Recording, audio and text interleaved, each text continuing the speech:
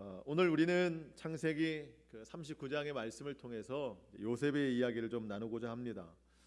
요셉의 이야기라고는 하지만 더 정확히 말하면 요셉의 삶을 이끄신 하나님의 이야기입니다. 1절의 말씀을 보니까 요셉의 지금 처한 현실에 대해서 아주 구체적으로 잘 나와 있죠. 요셉은 자기 형들에 의해서 애굽으로 가는 상인들에게 팔려서 지금 애굽에 와 있는데, 그냥 머무르는 것이 아니라 애굽의 왕 바로의 신하 친위대장 애굽 사람 보디발의 그 집에 또 팔려 들어가는 참 힘겨운 상황 가운데 놓여 있습니다. 요셉의 현실이 이러한데, 우리가 주목할 것은 이러한 요셉의 현실 가운데 하나님께서 어떻게 일하시는가에 관한 것입니다. 사실 요셉은 이런 상황들을 참 이해할 수도 없고 받아들이기도 어려운 상황입니다. 어떻게 형들에게 팔려 나갈 수가 있을까? 그리고 다시 그렇게 도착한 애굽에서 또 다른 사람에게 팔렸는데, 애굽에서 참 큰 권력을 가지고 있는 친위 대장 보디발의 집에 또 팔려 있는 이 상황, 도저히 받아들일 수 없는 상황이죠.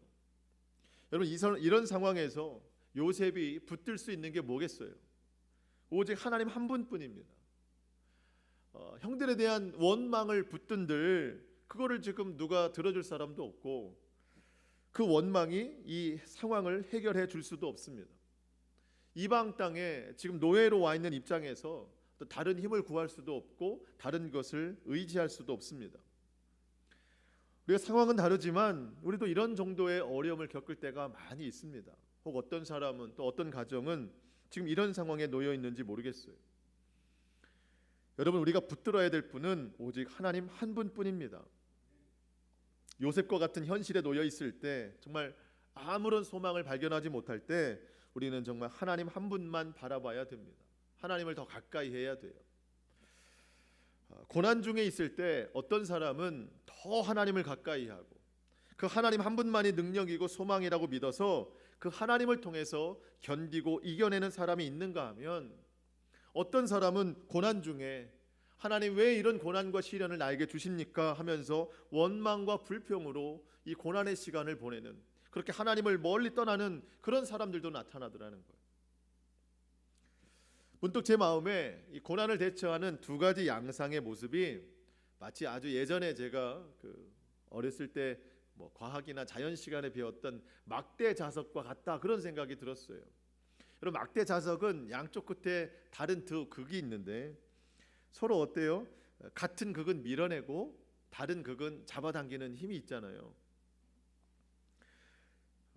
내가 힘든 상황에 놓여 있을 때 하나님을 생각하기를, 왜 하나님이 돕지 않으시지? 하나님도 연약한 분이신가? 나와 같은 연약한 분이신가? 라고 생각해서 하나님을 원망과 불평으로 밀어내는 사람이 있는가 하면, 우리 하나님은 나랑 다르신 분이야. 우리 하나님은 거룩하신 분, 전능하신 분, 나보다 나를 더 사랑하시는 분. 그래서 하나님의 그 높고 위대하심을 내가 인정하면서 나와 전혀 다른 분이심을 인정할 때 하나님께서 나를 끌어당기는 그 힘을 우리가 느낄 수 있는 거예요. 우리도 그때 더욱 하나님을 끌어당기는 믿음의 능력이 나타날 수 있는 겁니다. 여러분, 우리의 소망은 하나님뿐이 없어요. 하나님의 오른손, 그 손이 나를 이끌어 주심이라. 시편 40편의 말씀에 이런 내용이 있습니다. 1절 말씀에 내가 여호와를 기다리고 기다렸더니 귀를 기울이사 나의 부르짖음을 들으셨도다. 우리가 힘들 때 하나님 앞에 부르짖으면 하나님이 들으십니다. 2절 말씀에 나를 기가 막힐 웅덩이와 수렁에서 끌어올리시고. 여러분, 시편 기자는요, 기가 막힐 웅덩이와 수렁에 빠져 있는 시간이에요. 그런 때 하나님 앞에 부르짖었더니 하나님이 그를 끌어올리시더라는 거예요. 나의 발을 반석 위에 두사 내 걸음을 견고하게 하셨도다. 여러분, 이것이 고난과 환난 중에 있는 사람이 대처할 수 있는 능력인데, 깊은 소렁과 고난 가운데 있을 때에도 하나님을 가까이 하며 하나님께 부르짖으면 하나님이 끌어당기시는 그 능력으로 우리 가운데 함께 하신다는 겁니다. 서로 다른 극이에요. 하나님은 나와 다른 분이에요. 하나님이 나를 끌어당기시는 겁니다. 우리가 이런 때일수록 이전보다 하나님을 더 가까이 하면 하나님께서 함께 하심을 우리가 경험할 수 있어요. 오늘 본문을 보면서 요셉의 삶이 참 그랬다라는 생각이 드는 겁니다. 요셉의 삶을 하나님께서 전적으로 주관해 나가십니다. 창세기 39장 우리가 말씀을 좀 봤는데, 이 창세기 39장의 1절에서는 우리가 봤던 1절에서는 요셉의 상황이 이렇더라 라고 하는 그 상황 설명이 있고, 바로 2절부터 하나님께서라는 단어가 나와요. 여호와께서. 그러니까 요셉의 상황이 1절과 같다면 그 다음부터는 여호와께서 다 이끌어 나가시더라는 겁니다. 2절 말씀의 시작이 어떤가요? 여호와께서 요셉과 함께 하심으로 그가 형통한 자가 되어. 이렇게 시작이 되죠. 23절이 끝절인데 23절 끝절 부분에 끝에도 그렇게 기록이 되어 있습니다. 여호와께서 요셉과 함께 하심이라. 여호와께서 그를 범사에 형통하게 하셨더라. 처음부터 끝까지 하나님은 요셉과 함께 하십니다. 저와 여러분의 삶도 하나님 앞에 좀 이렇게 기록이 됐으면 좋겠어요. 하나님께서 함께 하시더라. 고난과 시련이 찾아왔을 때 우리가 어떻게 반응하는가에 따라서 달라진다는 거예요. 우리의 입술이 원망과 불평으로 자꾸 하나님을 밀어내는 그런 어리석음이 우리 가운데 있지 않기를 바랍니다. 오직 말씀과 기도예요. 이런 때 더욱 말씀과 기도로 하나님 앞에 가까이 나아가면 하나님께서 함께 하심으로 우리가 범사에 형통함을 누릴 수 있는 거예요. 할렐루야. 모든 가정이 이와 같은 은혜를 입기를 소망합니다. 그러면서 오늘 본문을 쭉 보면서 좀 의아해한 것이 있는데, 요셉을 형통한 자다 이렇게 말하는 것, 이것이 사실은 조금 의아해했습니다. 요셉의 현실이 과연 형통한 삶인가? 라는 그런 생각이 좀 드는 거예요. 그래서 우리가 오늘은 좀 먼저 이 형통이라는 이 단어의 정의를 좀 살펴보고자 하는데, 형통. 여러분 형통 좋아하시죠? 저도 형통을 좋아하고 저희 아버지도 얼마나 형통을 좋아하는지 제 이름에 형통이라는 뜻이 들어가 있어요. 그렇게 살라고 아버지께서 제 이름에 형통이라는 뜻을 집어넣어 주셨습니다. 모든 사람이 형통을 좋아하죠. 사전적 의미를 보니까 우리가 짐작하는 것처럼 그런 내용이 기록이 되어 있더라고요. 모든 일이 뜻과 같이 잘 되어감. 그러니까 모든 게 잘 되는 것, 이게 형통입니다. 일반적인 형통. 그런데 우리가 조금 더 중요하게 생각해야 될 것이 이 형통이라는 단어의 성경적 의미입니다. 왜냐하면 우리는 세상적 기준을 따라 살아가는 것이 아니라 하나님의 말씀을 기준으로 살아가기 때문에 이 형통에 대한 성경적 기준이 뭐냐, 우리가 그걸 좀 알아보고 싶은데, 오늘 본문 2절에서 보니까 성경적인 형통의 기준이 나와 있습니다. 여러분 2절에 뭐라고 나와 있지요?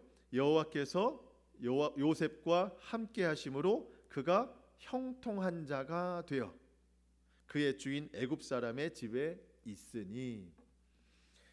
여러분 성경이 말하는 형통의 첫 번째 기준은 뭔가요? 여호와께서 함께 하시는 사람입니다. 세상적 기준으로 보면 요셉은 절대로 형통한 자가 아닙니다. 여러분 2절 말씀이 앞뒤가 맞나요 지금? 여호와께서 요셉과 함께 하심으로 그가 형통한 자가 되어 애굽 사람의 집에 있다. 여러분 이게 안 맞잖아요. 형통과는 거리가 먼 이야기입니다. 창세기 39장 시작과 끝을 보면 이제 공간적 배경으로 나오는 두 장소가 나오는데, 1절로 18절까지는 그 친위 대장 보디발의 집에 머물러 있는 거예요. 거기서 지금 어떤 신분입니까? 종의 신분이에요. 노예의 신분입니다. 그 뒤는 19절로 23절까지는 요셉이 억울한 누명을 써서 감옥에 들어가는 장면입니다. 그러니까 보디발의 집, 감옥 두 군데예요. 근데 보디발의 집에 있을 때도 하나님 그 성경에 뭐라고 나오느냐? 그가 형통한 자가 되어 거기 있었다. 감옥에 들어갔을 때에도 여호와께서 그를 범사에 형통하게 하셨다. 이렇게 성경은 말하고 있어요. 여러분 상황과 환경만으로 보면 도저히 형통의 의미를 찾아볼 수 없는 겁니다. 만약 요셉에게 형통이라는 단어를 좀 쓴다면 나중에 그가 애굽의 총리가 됐을 때 그가 이제야 형통하게 되었더라. 이렇게 하면 좀 맞죠. 그런데 그런 내용이 없어요. 지금 형통하다는 거예요. 요셉이 왜 형통하다고 말합니까? 여호와께서 그와 함께 하시기 때문에. 여러분, 노예로 팔려 있는 지금이나 총리가 될 때에나 요셉은 형통한 자입니다. 왜? 하나님이 함께 하시기 때문에. 사랑하는 성도 여러분, 저와 여러분이 하나님께서 함께 하시는 그 형통의 은혜를 누릴 수 있기를 축복합니다.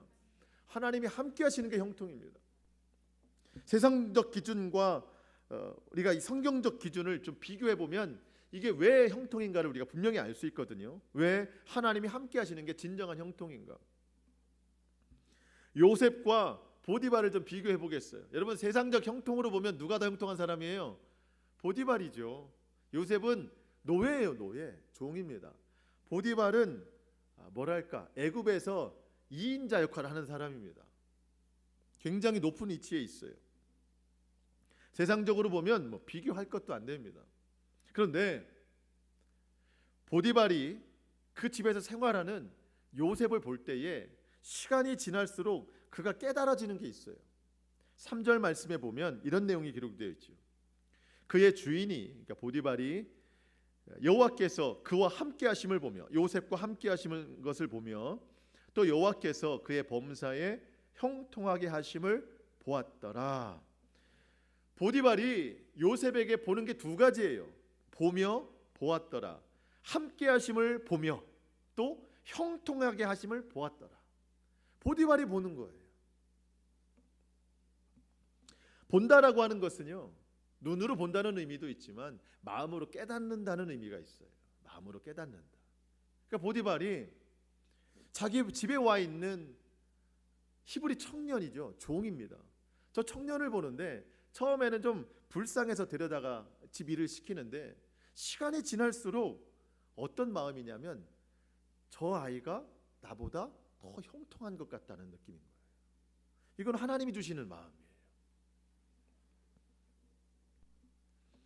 저 아이가 저렇게 형통하게 보이는 것은 저 아이가 믿는 하나님 때문이구나. 그것이 마음으로 깨달아지는 거예요. 어쩌면 보디발은 즉 그가 가지고 있는 지위와 권력에는 아주 부족함이 없어요. 소유에도 부족함이 없습니다. 그렇지만 그 모든 것들이 채워주지 못하는 늘 마음에 근심과 염려와 불안이 아마 가득 채워 있었을 거예요. 그러니까 요셉이 그렇게 보이는 것이죠. 그가 가지고 있는 모든 것으로도 마음의 근심과 불안을 다 버릴 수가 없었습니다. 그런데 집에서 일하고 있는 히브리 청년, 저 노예, 저 아이를 보니 뭔가 자기와는 좀 다른 형통함, 평안이 있더라는 것이죠. 저 아이를 이끄는, 저 아이의 형통을 지키는 뭔가 힘이 느껴지는데 그 힘이 바로 하나님이라는 겁니다. 여러분, 요셉에게는 하나님이시지 보디발이 보기에는 그저 이방신에 불과하잖아요. 하나님이 자기가 믿지 않기 때문에. 여러분, 그런 보디발이 어떻게 이방신에 지나지 않는 그 하나님이라고 부르는 그분을 어떻게 인정을 할 수 있겠어요? 그런데 하나님께서 요셉을 형통하게 하실 때 그 모든 것까지 다 포함하게 하는 거예요. 이방 나라 군대 장관도 하나님을 인정할 수밖에 없게끔 요셉의 형통의 그 범위를 넓히시는 겁니다. 여러분, 진정한 형통은 세상 기준이 아닙니다. 하나님이 나와 함께 하시는 것, 이것이 성경적 기준의 형통이고 성경을 넘어서 모든 인생이 추구되어야 할 진정한 형통이라는 거예요. 하나님이 나와 함께 하시는 것. 여러분, 하나님이 나와 함께 하시려면 어떻게 해야 될까요? 내가 하나님과 함께 하면 됩니다.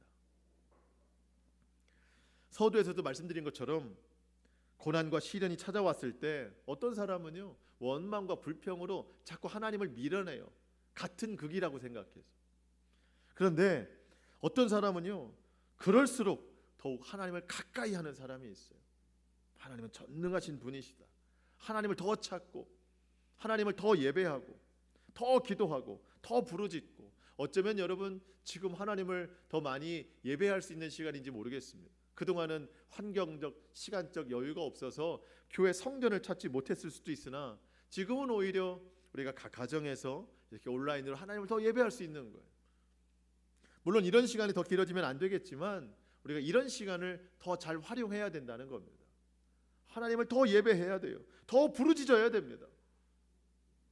하나님 말씀을 더 가까이 하면 하나님이 나와 함께 하시는 형통을 우리가 누릴 수 있는 거예요. 여러분, 오늘 우리가 어떤 형통을 바라고 계십니까?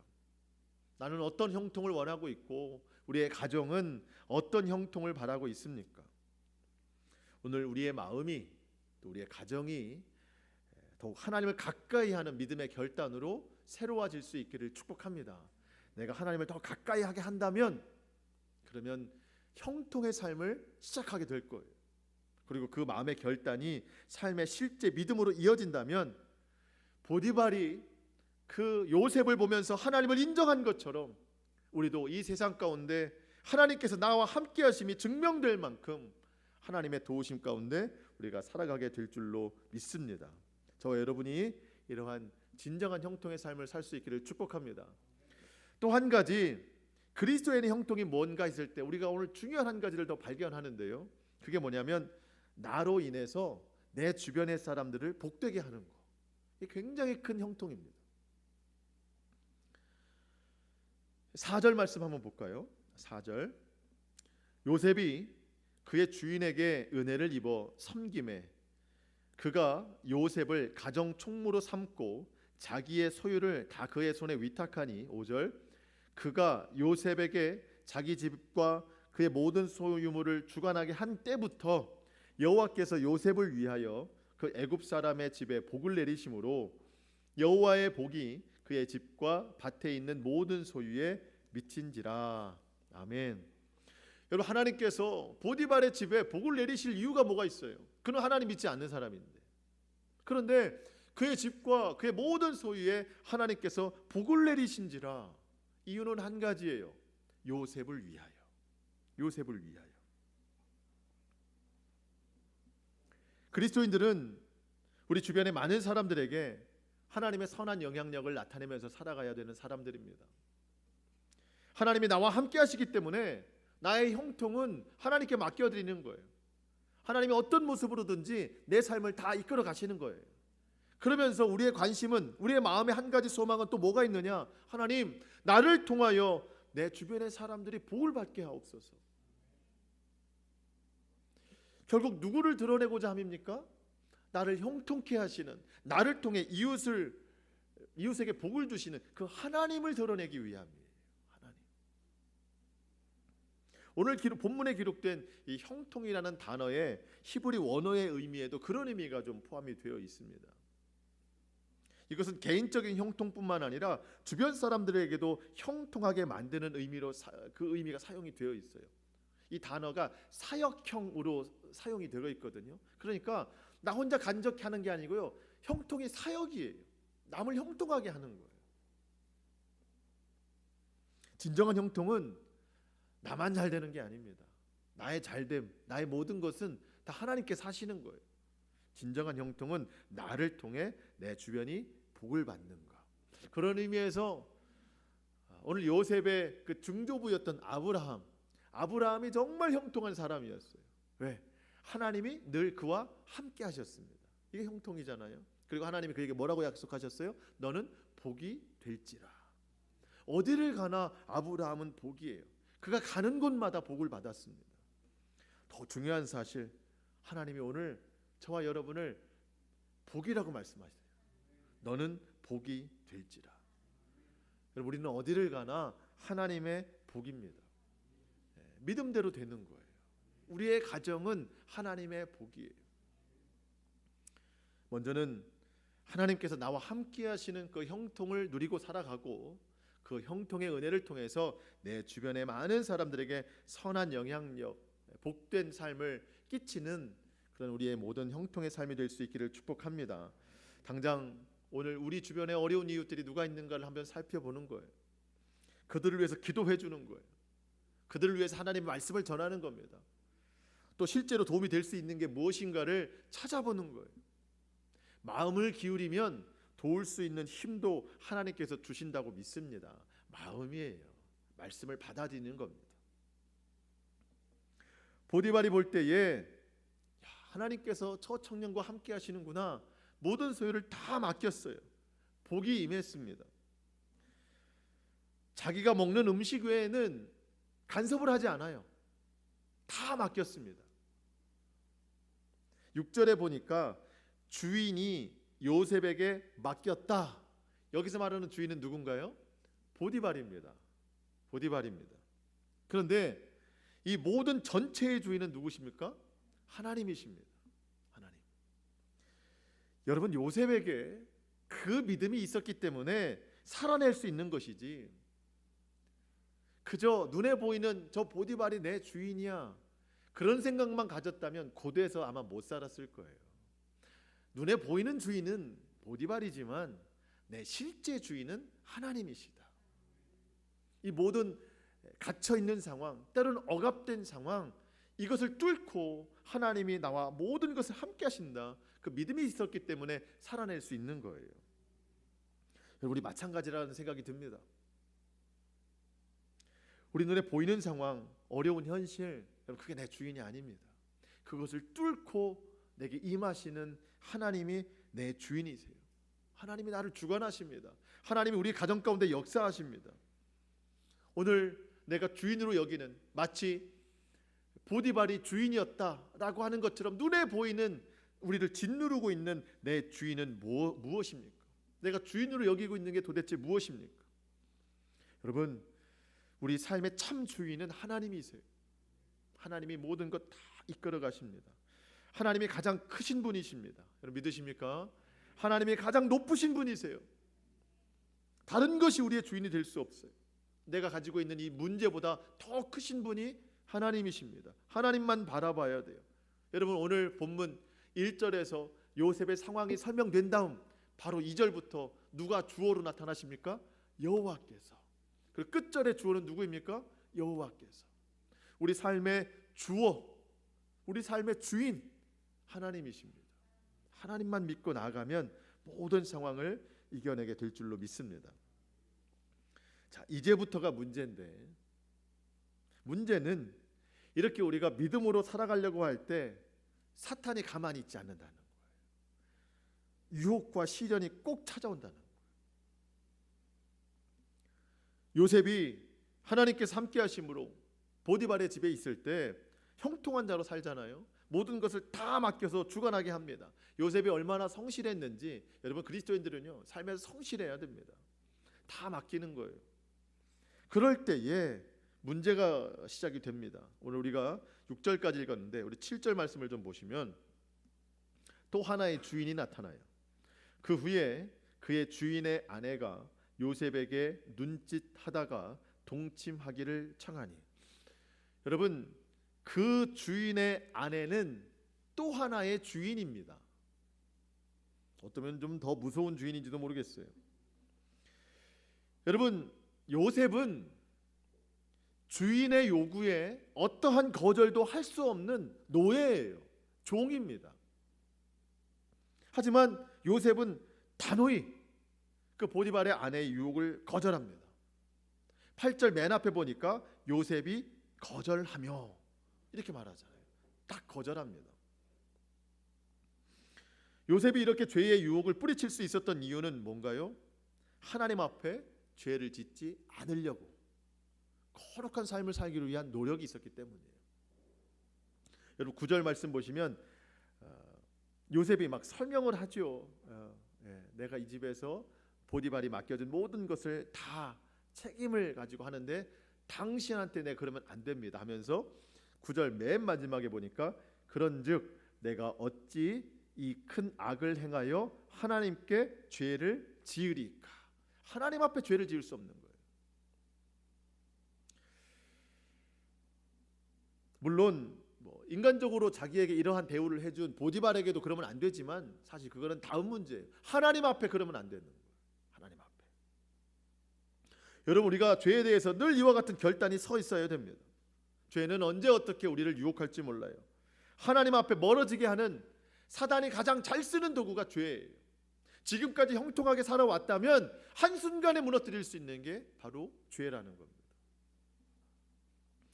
하나님은 언제나 늘 우리와 함께 하시기를 원하시지만 우리와 함께 할 수 없을 때가 딱 하나 있는데, 우리가 죄에 빠져 있을 때.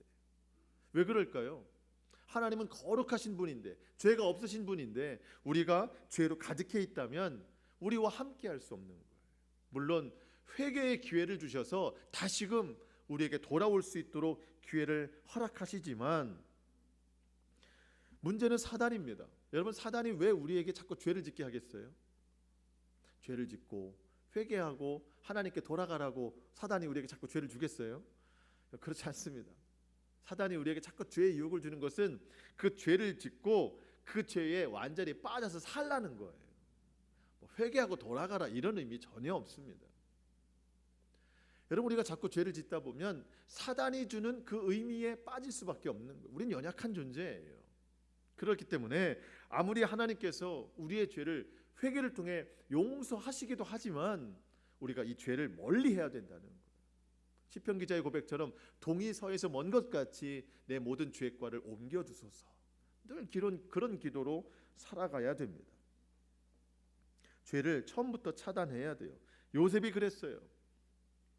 10절 말씀 참 중요합니다. 10절 말씀은 우리 각 가정에서도 한번 같이 읽어보시겠습니다. 10절입니다. 시작. 여인이 날마다 요셉에게 청하였으나 요셉이 듣지 아니하며 동침하지 아니할 뿐더러 함께 있지도 아니하니라. 아멘. 여기 10절에서 우리는 이 죄의 습성과 이 죄를 어떻게 물리쳐야 되는 방법, 이 두 가지가 나왔는데, 여러분, 죄의 습성이 뭘까요? 날마다 찾아온다는 거예요. 날마다 찾아온다. 그 여인이 날마다 요셉에게 청하였으나, 여러분, 죄는 날마다 찾아옵니다. 분명 거절했죠. 요셉은 거절했습니다. 그런데 그 보디발 아내의 유혹은 날마다 찾아왔어요. 보통 우리가 여기서 죄에 무너질 때가 가장 많아요. 어떤 이유입니까? 나는 정말 죄 안 지으려고 했는데, 나는 정말 뿌리치고 또 뿌리쳤는데 죄가 자꾸 날마다 나를 찾아왔기 때문에 어쩔 수가 없었다. 나는 죄를 안 지으려고 했으나 다른 사람 때문에 죄를 지었다. 여기서 우리가 많이 넘어지는 거예요. 여러분, 죄의 유혹은 우리가 한두 번 거절한다고 해서 쉽게 물러나지 않습니다. 날마다 찾아옵니다. 그럴 때 어떻게 해야 돼요? 요셉이 어떻게 했습니까? 죄의 이 습성에 대해서 어떻게 반격해요? 함께 있지도 아니하니라. 죄의 자리에 가지 않는 거예요. 여러분, 시편 1편 말씀에 뭐라고 기록이 되어 있습니까? 복 있는 사람은 악인들의 궤를 따르지 아니하며 죄인들의 길에 서지도 않아요. 이게 복 있는 사람입니다. 죄인의 길에 가지 않고 오만한 자들의 자리에 앉지도 않습니다. 오직 여호와의 율법을 즐거워하며 그 율법을 주야로 묵상하는 사람, 늘 하나님과 함께하는 사람이 복 있는 사람이요 형통한 사람입니다. 죄인의 자리에 가지 않아요. 함께하지 않습니다. 여러분, 우리의 삶에서도 이 죄의 자리에 대한 유혹이 얼마나 많은지 몰라요. 나는 결단했어요. 하지만 내 주변의 사람들이 얼마나 우리를 유혹하는지 몰라요. 거절해요. 또 거절해요.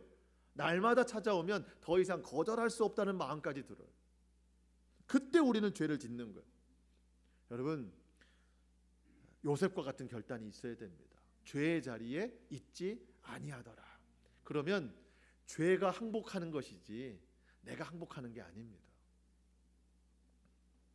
그런데 우리가 얼마나 대단해서 그걸 끝까지 지키겠어요? 여러분, 저도 제 자신을 믿지 못하고 우리가 우리 자신을 믿지 못해요. 우리가 믿을 수 있는 건 하나님의 말씀뿐입니다. 그래서 시편 119편 101절에 이런 말씀이 기록이 되어 있습니다. 내가 주의 말씀을 지키려고 발을 금하여 모든 악한 길로 가지 아니하였사오며. 내가 내 몸 지키려고 안 간 게 아니에요. 우린 그렇게 결단해도 의지가 약해서 끝까지 못 지키는 사람입니다. 우리가 지켜야 될 건 뭔가요? 내가 주의 말씀을 지키려고. 악한 길로 가지 않았나이다. 여러분, 내 의지로 지키려고 하지 마시고요, 하나님 말씀을 지키려고 한번 해보세요. 하나님 말씀에 순종하려고 해보세요. 그러면 성령님께서 분명히 지켜주실 줄로 믿습니다. 여기까지면 좋겠는데 사단은 마지막 관문 하나를 남겨놓고 있습니다. 힘드시죠? 하지만 이 관문까지 우리가 이겨나가야 되는 겁니다. 쉽지 않은 마지막 문제가 남아있어요. 여러분, 죄의 유혹에 대한 사단의 마지막 방법은 뭔가요?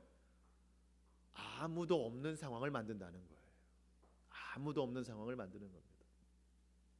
11절 말씀입니다. 그러할 때에 요셉이 그의 일을 하러 그 집에 들어갔더니 그 집 사람들은 하나도 거기에 없었더라.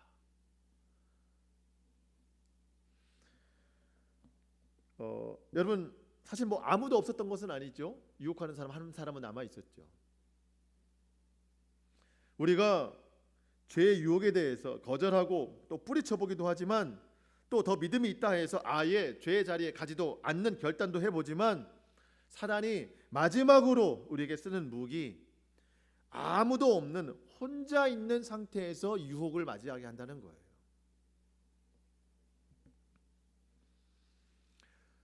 여러분, 우리의 믿음이 좀 점검이 필요한데 내 믿음이 좀 어떤가, 괜찮은가, 살아있는가, 얼마나 견고한가를 판단해보고자 할 때 방법이 있어요.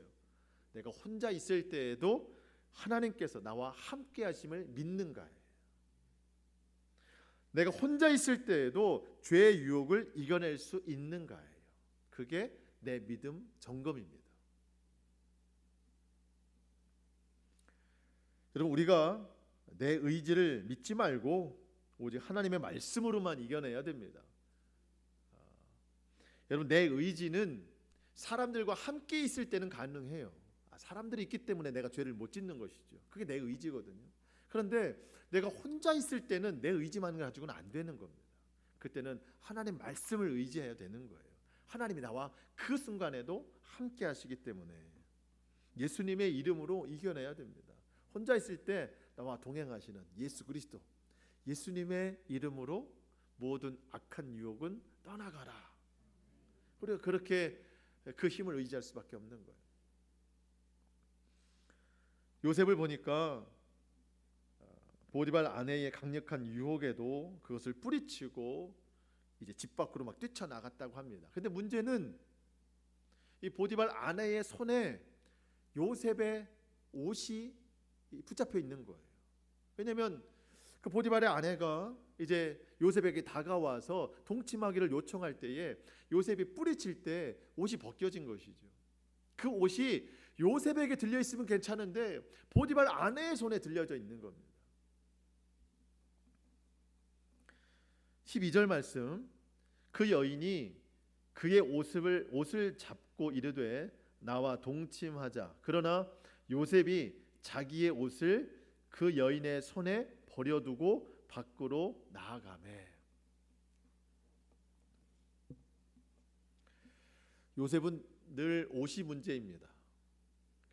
아버지의 편에 채색옷, 그것 때문에도 형들 때문에 참 고통당했는데 또 오늘 옷 때문에 또 붙잡혔어요.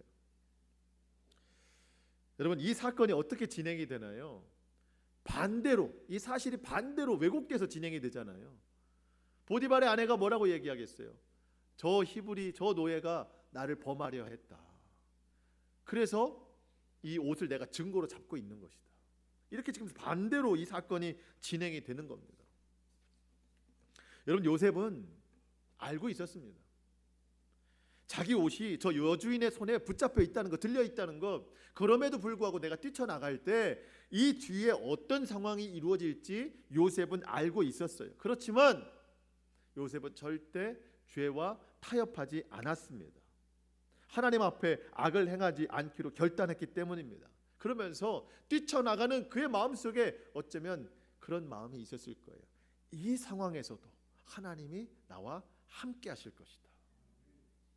다시 들어가서 내 옷을 달라, 봐달라 이런 얘기 하지 않지 않습니까? 하나님이 하실 것이다. 이런 상황에서도 요셉의 믿음대로 하나님께서 이 일에도 함께 하셔서 하나님의 은혜로 요셉이 감옥에 들어가요. 여러분 얼마나 큰 은혜입니까? 감옥에 들어가는 게. 여러분 평상시에 요셉을 믿고 모든 것 다 맡겼던 보디발인데 집에 돌아와 보니 아내가 왜곡된 말을 하잖아요. 그랬더니 그동안은 요셉에게 관대했던 보디발이 19절에 보니까 심히 노한지라. 여러분 군대 대장입니다. 그리고 히브리 노예예요. 자기 아내를 범하려고 했습니다. 여기서 더 이상 생각할 게 없는 것이죠. 죽음이에요. 죽이는 거예요. 다른 이유가 없습니다. 이 정도로 심히 노했다? 그러면 다른 방법은 생각할 수 없는 거예요. 그런데 이렇게 심히 노한 보디발이 어떤 결정을 내리나요? 죽이지 않습니다. 20절 말씀 쭉 밑으로 내려가서 20절 말씀, 이에 요셉의 주인이 그를 잡아 옥에 가두니 그 옥은 왕의 죄수를 가두는 곳이었더라. 요셉이 옥에 갇혔으나. 여러분 당장 죽여도 시원치 않은 그런 상황이고 그런 존재인데 죽이지 않습니다. 옥에 가둡니다. 이것도 이해가 안 되는데 그를 가둔 옥이 어떤 옥인가? 왕의 죄수들을 가두는 옥입니다. 여러분 지금 요셉이 왕의 죄수는 아니잖아요. 자기 집에서 자기 아내를 범하려 했던 그 죄인인데 왕의 죄수가 그 갇혀 있는 감옥에 들어간 거예요. 여러분 어떻게 이게 가능했을까요? 하나님께서 보디발의 마음을 움직이셨기 때문에 이게 가능한 겁니다. 물론 자기 아내도 평상시에 그렇게 다 믿지는 못했던 것 같아요. 여러분 하나님께서 이런 일을 행하신 이유가 또 어디에 있어요? 요셉의 믿음. 뛰쳐나오면서도 하나님이 나와 함께 하실 것이다. 이 억울한 상황에서도 모든 상황, 환경에 상관이 없이 하나님이 나와 함께 하시는 그 형통함을 누리기 때문에 이 상황에서도 하나님이 나와 함께 하실 것이다. 이런 믿음이 있었기 때문에 하나님이 그 믿음을 보시고 이렇게 요셉을 보호하시는 겁니다. 여러분 억울한 누명을 쓰고 감옥에 갇힌 것이 또 무슨 은혜인가 봤을 때 여러분 감옥에 갇힌 그 상황에서도 하나님은 요셉과 함께 하셨습니다. 여러분 감옥에 갇혔는데 그 감옥에 갇혀 있을 때 그 간수장 관리하는 그 사람에게도 은혜를 받게 하세요. 하나님이 다 하시는 것이죠. 21절 말씀 내가 마지막으로 좀 같이 읽어보도록 하겠습니다. 21절은 참 중요한 말씀 같아요. 21절입니다. 시작. 여호와께서 요셉과 함께 하시고 그에게 인자를 더하사 간수장에게 은혜를 받게 하시매. 아멘. 여러분 21절에 더하사라는 단어에 좀 동그라미를 쳐주셨으면 좋겠습니다. 더하사. 여호와께서 요셉과 함께 하시고 그에게 인자를 더하사. 여러분 왜 여기서 성경은 더하사라는 단어를 쓸까요? 고난이 크면 은혜가 크다는 거예요. 갈수록 은혜는 더 커지는 거예요. 왜? 고난이 커지기 때문에. 고난이 클수록 은혜는 더하고 삶이 힘겨울수록 하나님의 위로와 회복의 역사는 더 크게 다가오는 거예요. 더하여지는 거예요. 여러분 여러분 가정 가운데 하나님의 은혜가 더하여지기를 축복합니다. 지금 더하여지기를 축복합니다. 우리가 오늘 겪고 있는 이 고난과 시련, 하나님의 은혜를 더 크게 경험할 수 있는 저는 축복의 기회라고 믿습니다. 이 고난은 곧 축복으로 바뀔 거예요. 은혜로 바뀌게 될 겁니다. 여러분 고난은 누구에게나 찾아올 수 있습니다. 예수님 믿는 사람들도 시련은 찾아와요. 그렇지만 우리에게는 예수 믿는 사람들에게는 이 고난과 시련을 이겨낼 수 있는 능력이 있습니다. 바로 하나님께서 함께 하심. 고난이 더할수록 은혜도 더하여지는 그 하나님의 함께 하심의 축복이 저와 여러분 가운데 있다는 거예요. 이 시간을 보내면서 우리가 그 능력을 다시 한번 좀 경험할 수 있기를 축복합니다. 오늘 말씀을 마치면서 제가 설교 시작 부분에 말씀드렸던 시편 40편 그 말씀을 좀 가지고 오늘의 결단을 이루고자 하는데, 여러분 아까 시편 40편의 그 시편 기자가 어떤 상황이었습니까? 기가 막힐 웅덩이에 빠져 있어요. 수렁 가운데 빠져 있습니다. 도저히 헤어나올 수가 없었어요. 그때 하나님 앞에 부르짖었습니다.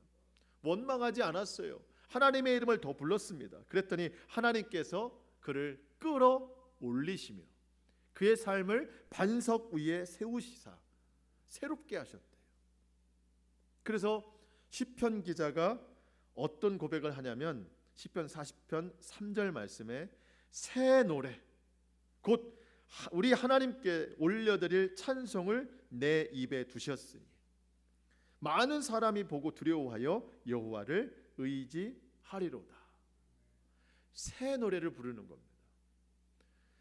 이번 이 고난과 시련, 이 웅덩이, 이 모든 수렁에서 나를 끌어올려 주신 그 하나님의 새로운 은혜를 또 경험했기 때문에 이전에 없었던 새로운 노래로 하나님 앞에 올려드리더라는 거예요.